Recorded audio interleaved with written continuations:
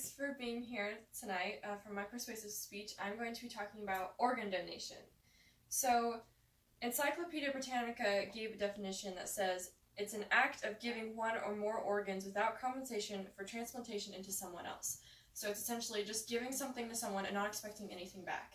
And really, it's a very simple definition, but it really encompasses everything that organ donation is. And when some people hear about organ donation, they might think it's a super complicated process, and there is a process to go with it, but the act of it and the essence of it is actually very simple. So based on my audience analysis, most of you have probably heard of organ donation, and some of you might be an organ donor, but you might not realize you are. Or when you get your license, you're asked if you want to be an organ donator, and there's like a little heart on your license. All of you have your license, so I'm assuming you've been asked this question before, or you've heard someone talk about it. And recently, I've been hearing more and more stories about organ donation and the differences they're making in people's lives and how important they are. But with these stories, the importance of it still isn't reaching certain people. The stories sound amazing, but some people aren't understanding just how crucial it is to these people's lives that they get the organs that they need. So in my speech, I'm going to be talking about the demand of organs that are needed, the effort that is being made to increase donation, and I'm going to be telling you a real-life story of an organ donation that saved someone's life. So my first topic is going to be how in demand organs are. And Wendy Murphy wrote a book called Brave New Worlds, not to be confused with Brave New World, which is about a dystopian society. She wrote that doctors have such an insufficient amount of the organs that they need that it's terribly difficult for all these people to get the organs. She said in 1993, statistics showed that 138,000 Americans needed a heart, lung, liver, or pancreas donation or transplant. And with that, less than 1/3 of these people would get the donation they need and would get to live the life that they wanted to because of the lack of donation. So that really puts into perspective, it was 20 years ago, but the numbers haven't been increasing that much at all. So next, I'm going to be talking about what kind of efforts are being made to increase donation in all forms, but we're going to focus more on the pediatric side, because kids need donations just as much as adults do, especially kids who are fighting cancer or battling different immune disease, or those who have been in a terrible accident, or they're born and they have bad organs. So Justin Godown, who is a pediatric cardiologist at Vanderbilt, said that the few adolescent donors that they have desperately needs to expand to save children's lives. So what they started to do is they're working on recruiting pediatric doctors in different regions of our country to promote and deliver or execute donations that's available for more kids. If they can get all these regions to participate and get more well known with this, they're estimating a 24% increase in pediatric donation. And with that increase, so many kids can live such a happy and healthier life than the ones they're living, and it's going to save so many of them, and the happiness from the family is going to be immense. So lastly, I'm going to tell you a real-life story that I found while I was doing some research.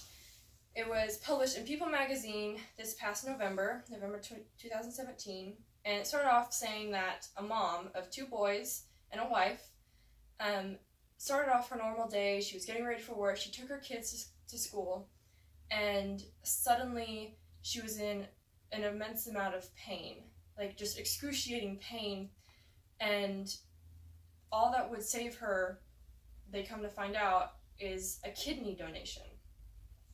So I have a pie chart here that presents the number of organs that are needed for donation. And kidney is the most in-demand organ that is needed for donation and transplant. So this is from 2012, and this story takes place in 2017. And when I continue with the story, you'll figure out just why it's so important that kidneys are needed.